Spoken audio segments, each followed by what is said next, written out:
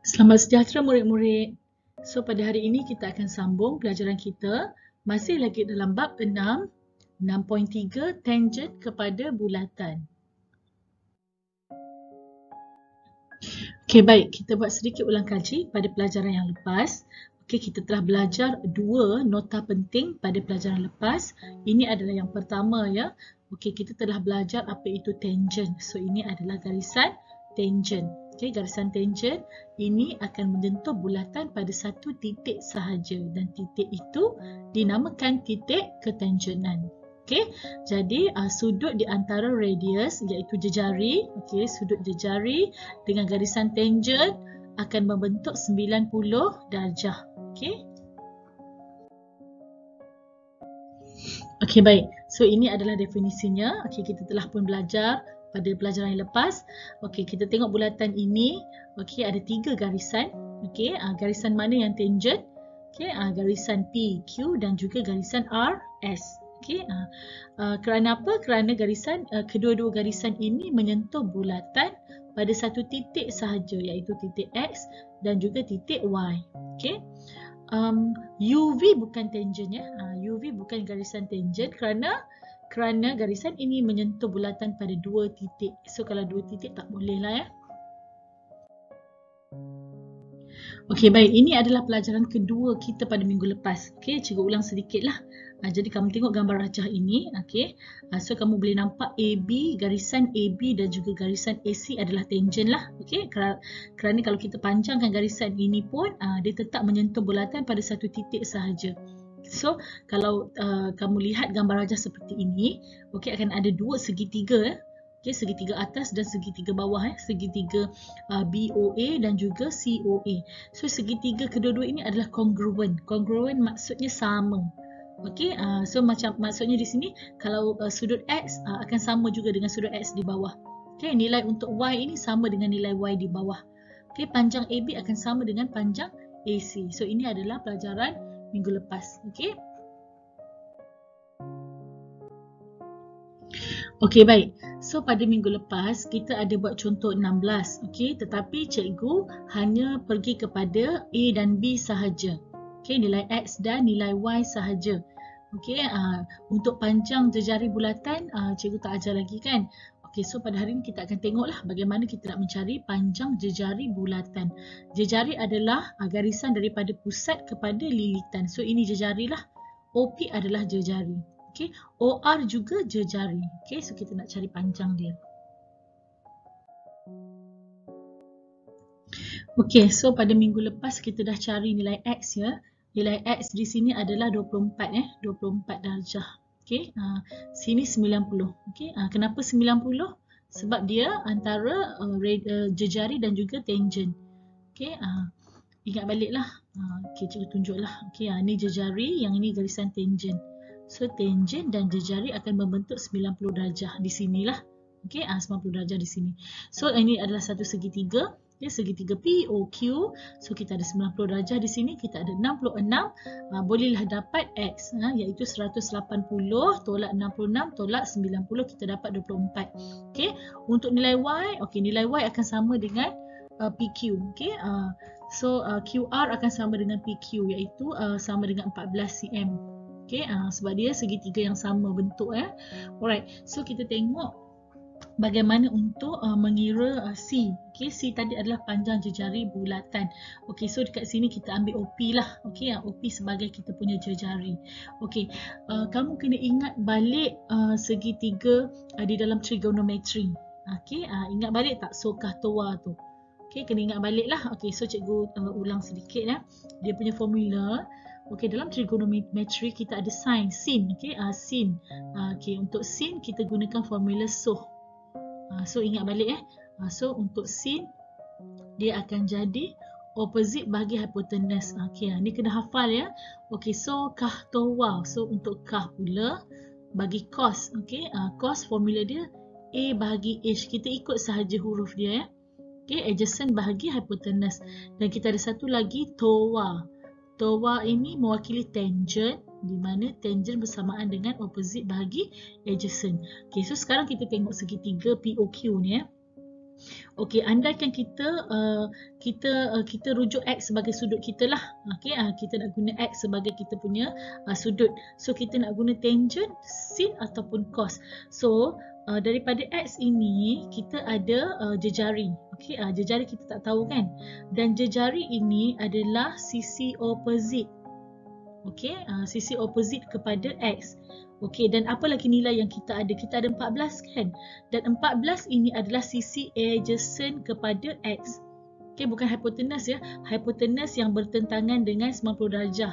So, hypotenuse tak terlibat. Okey, yang terlibat adalah O dan juga A. Okey, kita kena libatkan jejari lah. So, jejari adalah sisi opposite. Dan kita kena cari satu lagi sisi yang ada nilai. OQ tak ada nilai, hypotenuse kita tak tahu.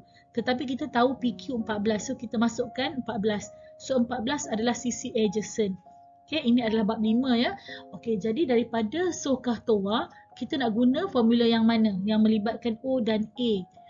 Kalau SOH ada H, kita tak nak H sebab hypotenuse kita tak tahu. Untuk cos pun ada H. So jangan guna H, jangan guna cos.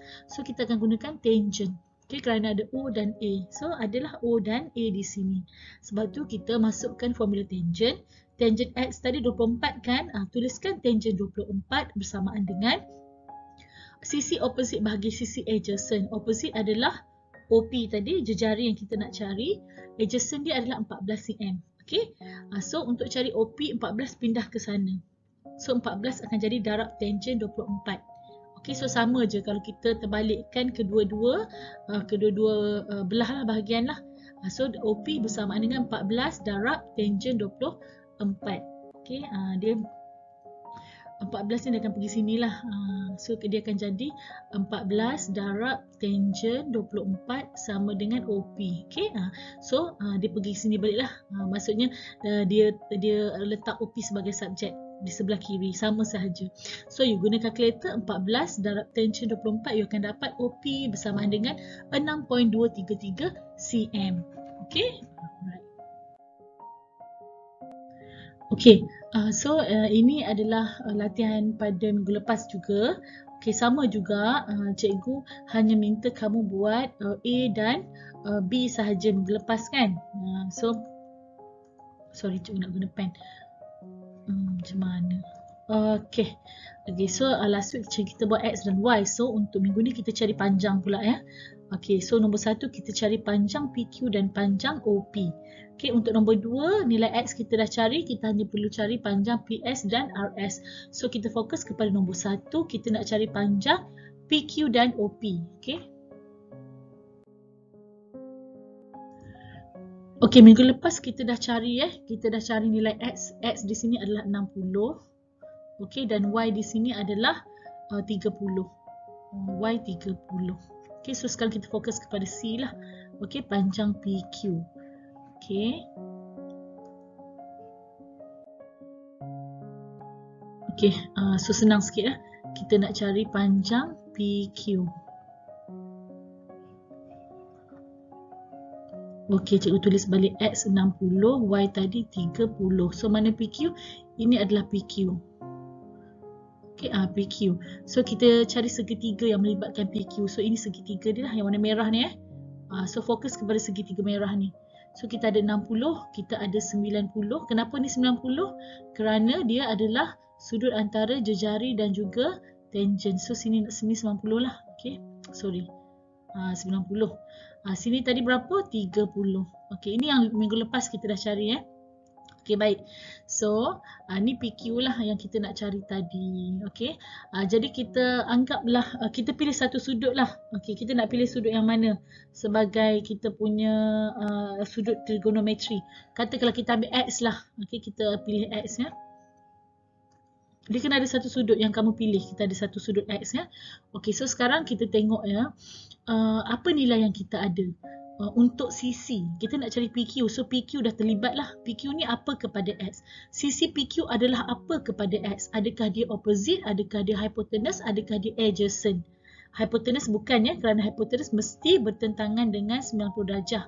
Mesti opposite 90 degrees. So dia adalah opposite. Okay, sebab dia bertentangan dengan X, twinian. Di depan X sudut kita. So dia adalah opposite. Satu lagi kita ada nilai 5 di sini. Okay, kita ada jejari 5. Okay, sorry. Ni jejari 5. So sebab sini pun 5, sini pun 5 jugalah jejari ya. Okey, sisi jejari ini adalah apa kepada sudut X?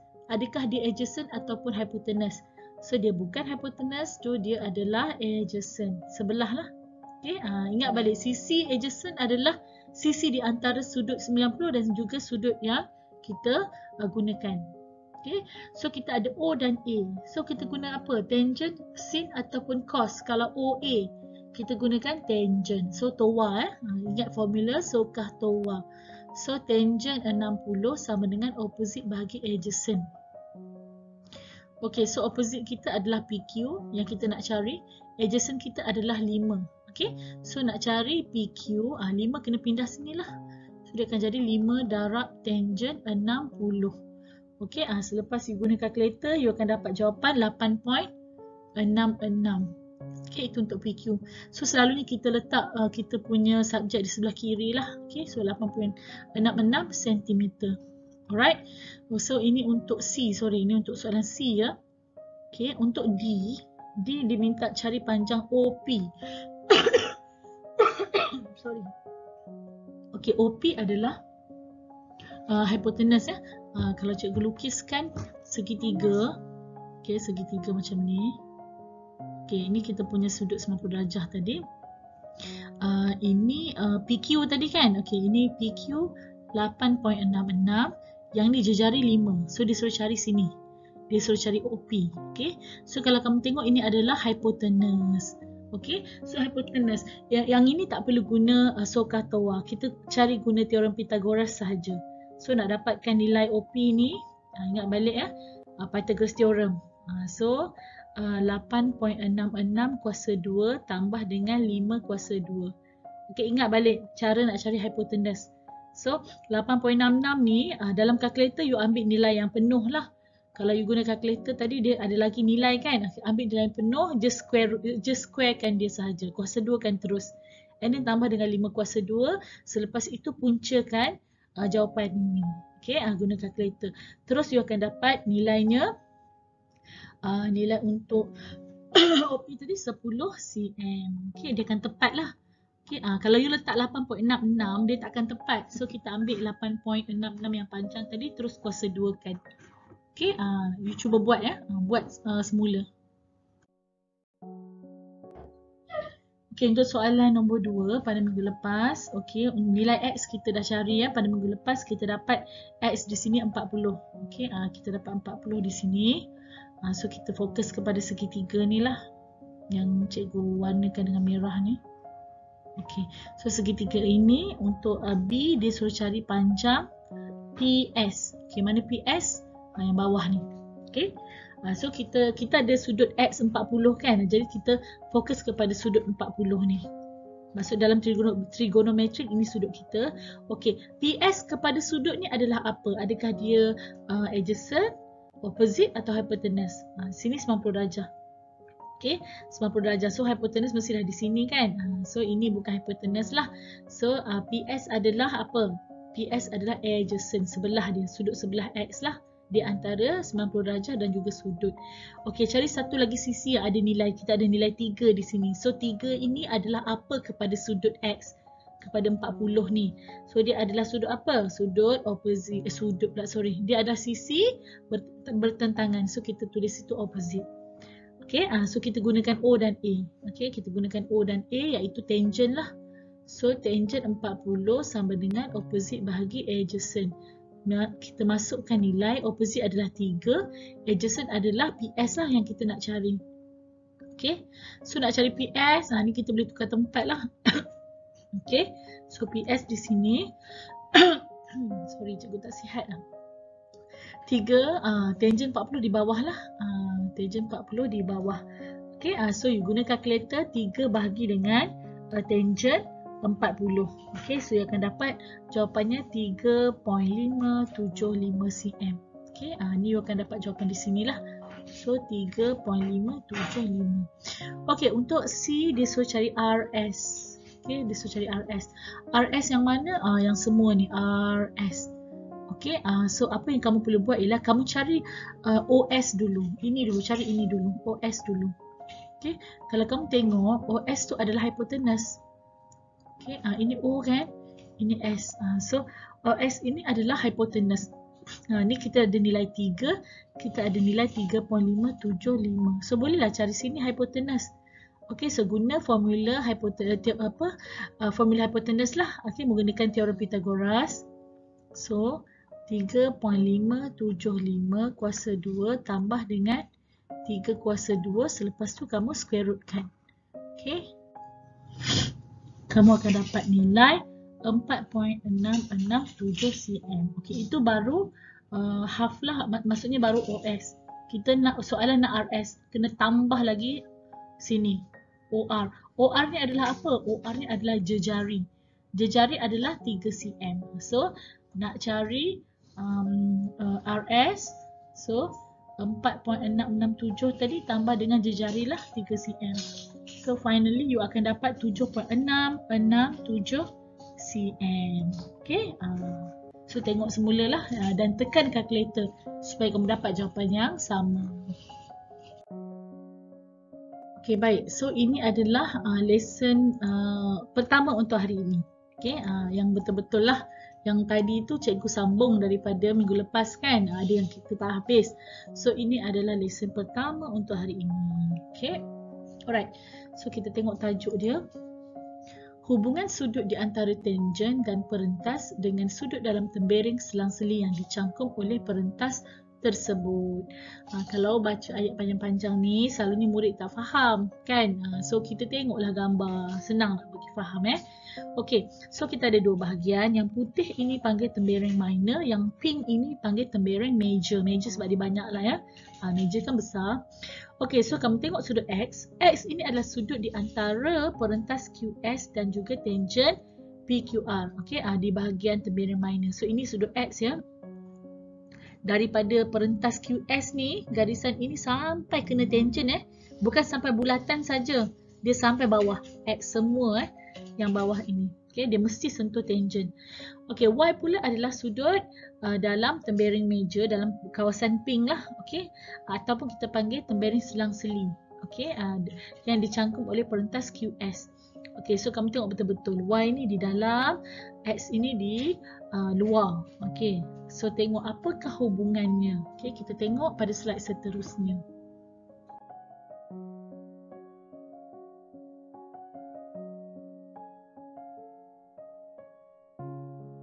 Okey, cikgu terus kepada formula. Okey, lebih senang teruslah, ingat sajalah formula ini Jangan pening-pening.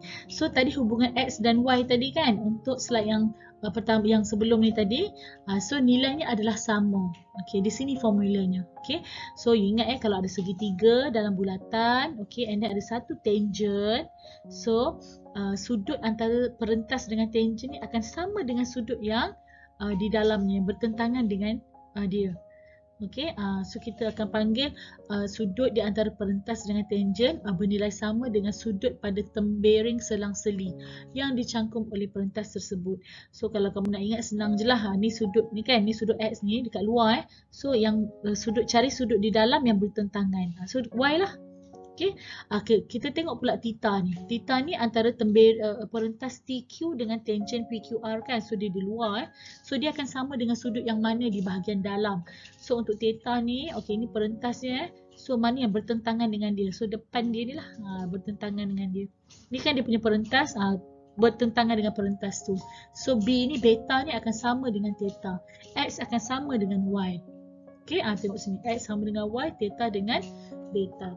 Okay, so kita tengok contoh lah nak bagi faham.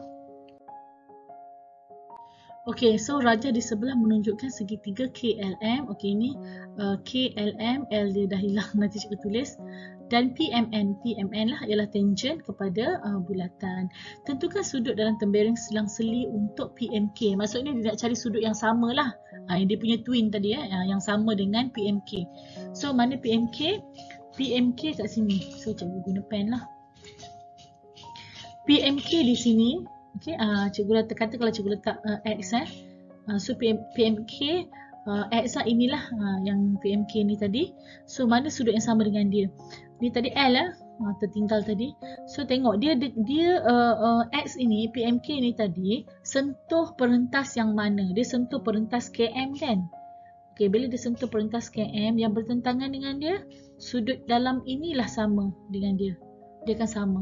So sudut ini kita panggil KLM. So kita tulislah macam ni, KLM. Dia akan sama. Okey, untuk B, cikgu guna hijau pula. Okey, NML. Mana NML? So dekat sinilah. Katakanlah Y. Okey, NML akan sama dengan yang mana? So tengok balik. Ini tangent kan? Okey, tengok. Satu garisan tangent, satu perentas. Okey, garisan dalam bulatan kita panggil perentas. Okey, warnakan perentas ni, perentas LM kan? Kerana dia touch LM. Kerana dia sudah sentuh LM. So tengok sudut apa yang bertentangan dengan LM. Yang tu ini dengan LM. Di sini kan? So sini adalah yang sama dengan Y lah. Dia adalah sudut dalam tembereng selang-seli kita panggil. Okay. So macam mana kita nak namakan Y di dalam ini? Kita namakan LKM. Dia akan sama dengan sudut LKM. Ini simbol untuk sudut lah. So kita tengok jawapan sama tak? KLM sama, LKM sama. Okay, kena faham betul Alright.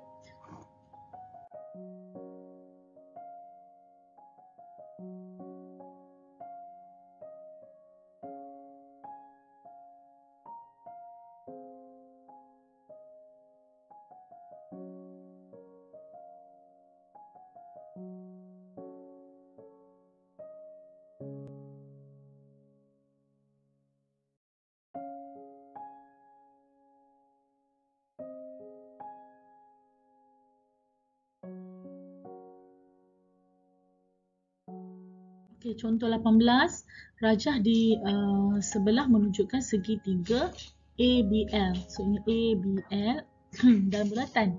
Dia beri bahawa KLM ialah tangent kepada bulatan. So ini adalah tangent. Tentukan nilai X. Okey, so kita tengok ini X kan. Okey, X ini sudut di dalam segitiga. So tengok perentas yang bertentangan dengan dia adalah AL. Nampak dia bertentangan dengan AL. Cikgu guna pen lah. Okey. Ni sudut dalam, kita nak cari kawan dia, nak cari twin dia tadi kan. Sudut yang sama dengan dia tapi di luar. So dia bertentangan dengan perentas AL. So carilah sudut di antara perentas AL dan tangent. So jawapannya 60 lah, sama. So X akan jadi 60. Okey, untuk Y ambil warna biru pula. Okey. Untuk Y, cikgu padamlah yang okey. So untuk Y pula, okey, Y ni sudut luar kan? Okey, so dia sudut Y ni sudut antara tangent dan juga perentas BL, betul? So nak cari dia punya partner yang sama dengan dia. So perentas ini yang bertentangan dengan perentas apa? Sudut 54. So 54 lah. Okey, tengok apa-apa cari perentas. Apa-apa cari perentas. Dalam bulatan tu mesti ada satu perentas kan? Ni panggil perentas. So yang bertentangan dengan perentas. Tengok jawapan X 60, Y 54. Okey, tak payah hafal ayat panjang-panjang. Yang penting you tahu mana jawapannya. Okey. Okey, 6.3D. Okey, so 6.3D ni kamu buat nombor satu ni kena buat lah. Okey, cikgu tunjuk sikit lah. Okey, 6.3D nombor 1. Nyatakan pasangan sudut yang sama nilai dalam bulatan-bulatan berikut. Okey. Cikgu cari laser sekejap. Okey, nyatakan pasangan sudut ya. Okey, yang sama nilai di dalam bulatan-bulatan berikut. So yang sama nilai dalam bulatan lah. So kita tengok contohnya ni Z lah. Z sudut dalam kan. Z sama dengan sudut apa? Okey, tengok cikgu tunjuk satu. Okey, Z di dalam kan. Okey, tengok bertentangan dia. Depan dia apa? Depan dia adalah perentas ni kan. Okey. So sudut luar dia adalah apa? Y lah. So sudut Z sama dengan sudut Y. Okey. So tengok lagi. Untuk A sama dengan mana? So tengok dia bertentangan dengan perentas ni kan. Okey. So apa sudut luar dia? X lah. So kita boleh katakan sudut A sama dengan sudut X. Okey. Nanti kamu boleh tengoklah jawapan belakang, boleh check. Okey. So cuba buat nombor 1, buat nombor 2. Buat nombor 3 dan nombor 4. Okey, tak susah pun. Senang je. Okey, nombor 4 cikgu tunjuk. Cikgu tunjuk nombor 4. Sebab nombor 4 ni macam senang sangat. Sekejap Okey, so rajah di sebelah menunjukkan bulatan dengan PLN ialah tangent. So P ini adalah tangent, okey. And then segitiga ni sama kaki. Okey. Kalau sama kaki bermaksud sudut K dengan sudut M samalah. Okey, sebab dia sama kaki, K dengan M akan sama nilai ya. Hitung nilai X. Okey, so cikgu ambil pen. Sorry. Okay. Alright. Okay, so tengok 68 ya. 68 ni sudut luar perentas dia KL dengan tangent PLN tadi. So 68 ni sentuh perentas KL. So bertentangan dengan dia adalah sudut M kan. So M pun 68 lah. Ikut formula tadi kan. Disebabkan dia sama kaki, ini pun 68. So bolehlah kita cari X. Sebab dia dalam satu segitiga. Sini X, sini 68, sini 68. So nak dapatkan X 180 tolak 68 tolak 68. Kan dalam satu segitiga 180 darjah kan. So selepas tolak kamu akan dapat nilainya 180 tolak 136. So X sama dengan 44. Senang je. Okay. Yang penting kena fokus, kena hati-hati. Cikgu tengok untuk nombor 3 ni, cikgu dah nampak dah dia punya idea ni kan, diameter dan ni segitiga kan. Ni 90 ni. Ingat tak? Sudut segitiga yang melalui diameter dan membentuk segitiga dekat sini mesti 90. Bertentangan dengan diameter tu mesti 90. Okey, kena gunakan balik formula-formula dan pengetahuan yang lepas yang kita dah belajar. Okey, so ini pelajaran kedua kita untuk hari ini, yang last lah. Okey. So kita tengok maksud tangent sepunya. Sepunya ni common ya, yang sama. Okey, tangent sepunya kepada dua bulatan ialah satu garis lurus yang merupakan tangent kepada kedua-dua bulatan tersebut. Okey, terus tengok contoh lah. Senang kita tengok contoh terus. So kita tengok contoh nombor 1 ni. Okey, kita ada dua bulatan ya. Kita ada dua bulatan. Kita ada bulatan 1 dan bulatan 2. Bulatan 1, bulatan 2. Bulatan 1, bulatan 2. Okey, so kita tengok apa itu garis tangent sepunya. So tengok yang pertama ni. Okey, so garisan ini adalah garisan tangent sepunya. Kenapa sepunya? Kerana garisan ini adalah tangent kepada bulatan 1 dan juga bulatan 2. So itu saja keyword dia. Kalau garisan itu adalah tangent kepada kedua-dua bulatan, ia adalah tangent sepunya. Same goes to the below line. Okay, tangent sepunya. Ini pun tangent sepunya. Kenapa? Sebab tangent ini sentuh nombor 2 pada satu titik dan sentuh nombor 1 pada satu titik. So tangent lah. Okay, ini pun sama tangent sepunya. Okay, untuk yang B, okay, satu B, okay, sama juga Garisan atas ni sebenarnya sentuh nampak macam tak sentuh, dia sepatutnya sentuh lah. So ini garisan tangent sepunya kerana garisan ini sentuh bulat 1 dan bulatan 2 pada satu titik sahaja. So dia menepati syarat tangent. Okey, yang ini pun sama, nampak dia disentuh nombor 2 pada titik ini dan sentuh nombor 1 pada titik ini. So tangent sepunya. Dia tangent sepunya tu maksud garisan yang sama Maksudnya garisan yang sama sentuh dua bola. Garisan yang sama sentuh dua bola macam tu. Garisan yang sama sentuh dua bola, dua bulatan. Okey, tapi kena sentuh satu titik lah. Tak boleh lah buat macam ni. Ini bukanlah. Kalau contoh kalau contoh dibuat macam ni, satu garisan cikgu sudah sentuh. Tak boleh lah dia sudah sentuh banyak mah. Sudah 1 2 3 4 sentuh banyak tak boleh. Dia kena satu bulatan satu titik saja. Satu bulatan satu titik saja. Okey. Okey, tengok seterusnya. Okey, tengok nombor 2. So, okey, ni bulatan 1, bulatan 2.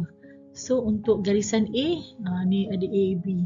Nampak garisan A sentuh pada titik ini, sentuh pada titik ini. So, dia tangent sepunya. Okey, untuk garisan B pun tangent. Dia sentuh satu titik, tapi satu titik ni pun kepunyaan bulatan 1 dan juga kepunyaan bulatan 2. Okey, untuk garisan C, dia sudah sentuh bulatan 1 pada titik ini, dia sentuh nombor 2 pada titik ini. So, tangent sepunya. Okey, untuk rajah 2B ni pula, okey, nombor 1, nombor 2. Sama juga konsep yang sama. Ini tangent kerana sentuh titik satu titik. Ini pun tangent kerana sudah sentuh satu titik. This one also tangent, sudah sentuh satu titik. Okay. Kalau cikgu buat macam ni, macam mana pula? Okay. Tangent tak? Tak boleh. Sebab dia sentuh bulatan satu pada dua titik. Dia sentuh bulatan dua pun pada dua titik. So yang biru tak boleh. Okay. Okey, untuk nombor 3, okey, ni bulatan 1, ni bulatan 2. So yang garisan A adalah, adakah A tangent? Yalah, tangent lah. Okey, kerana dia sentuh bulatan 1 pada titik ini dan bulatan 2 pada titik ini. Okey, garisan tangent, sorry ni cikgu dah ter ke atas sedikit. Okey, tapi kamu faham lah garisan B ni kita cantik sikit. Okey. So garisan tangent ni sentuh bulatan 1 pada titik ini dan sentuh bulatan 2 pada titik ini. So ia adalah tangent. Kerana both pun touch only one point. Okey, bulatan 1, bulatan 2 ini adalah tangent. Okey, dia sentuh satu titik. Yang ini pun tangent, sentuh satu titik. Okey, kalau bulatan macam ni, nombor 1 yang kecil, nombor 2 yang besar, ada satu garisan di bawah, adakah dia tangent sepunya? Iya, dia adalah tangent sepunya kerana garisan ini sentuh kedua-dua bulatan pada satu titik. Yang penting dia sentuh both circles at one point. Okey, so itulah maksud dia. Okey, contoh 19. Okey, contoh 19 ni, okey, tak apa, you cuba dengar cuba dengar. Mungkin susah sikit je lah Okey, so raja di sebelah menunjukkan dua bulatan yang berpusat di A dan B. Okey, dengan jejari A untuk bulatan ini 4 cm, untuk bulatan pada titik B ni jejari dia 3 cm. Okey, diberi PQRS ialah tangent sepunya. Okey, PQRS adalah tangent kepada kedua-dua bulatan ini. Hitung nilai X. Okey, so cara pertama kita nak buat ini, kalau melibatkan segitiga dan sudut, dia mesti ada trigonometri dia mesti ada apa? Dia mesti ada SOHCAHTOA. Okey, siapalah SOHCAHTOA ni? Okey, so kita X ni sudut kan, jadikan dia segitiga. Sebab sekarang X ni dalam 4 segi kan. Sekarang X ni dalam segi 4 macam tu. So jadikan dia segitiga. Nampak tak B ni, titik B ni kalau cikgu buat garisan panjang macam ni. Kalau cikgu buat garisan panjang ni, and then cikgu ambil atas, cikgu buang atas. Dia akan jadi macam ni. Ini. So ini adalah X, ini adalah A, ini adalah B. Okay, korang nampak tak? You all boleh nampak tak? Cikgu sudah buang yang atas ini. Ding ding ding. Yang bawah ni tinggal 4 segi lah. Ni nombor 1 ni 4 segi. Sekarang kita buang yang atas. Sudah naik sana, pergi atas sana. Okey, A, B. So cikgu sudah potong Cikgu sudah potong. Okey, nilai sekarang adalah apa? Okey, so kamu tengok Okey, tengok betul-betul. Alright. Ini 3 cm, ini 4 cm. Okey, so apakah nilai dekat sini? Okey, cikgu padam balik bagi nampak clear sikit Sekali lagi. Okey, tinggi AQ 4 cm, tinggi BR 3 cm. So selepas cikgu potong, okey, ini 3 cm kan? Sebab dia sama sama. So atas ni berapa baki dia?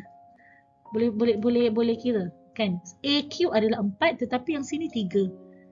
So kita nak cari yang kecil ni nilainya apa? Nilainya 4 tolak 3 dapat 1. Nilainya 1 lah. Okey, so dekat sini nilainya 1. 1 cm. Okey, kena faham betul Senang je sebenarnya. Yang ini 4 cm, yang ini 3 cm. So kita potong, kita buang yang ni. So ini tinggal berapa? Tinggal 1 lah. Okey, 4 tolak 3 tinggal 1 lah. Okey. Okey, sekarang kita cari lagi satu sisi. Okey. Alright, yang untuk nilai ini cikgu guna pen hijau. Okey, kita nak cari panjang AB kita nak cari panjang AB. A ni sampai titik sini. Ini adalah jejari, betul tak? Kan? Ini pusat A kepada lilitan untuk bulatan besar ni, jejari untuk yang pertama kan.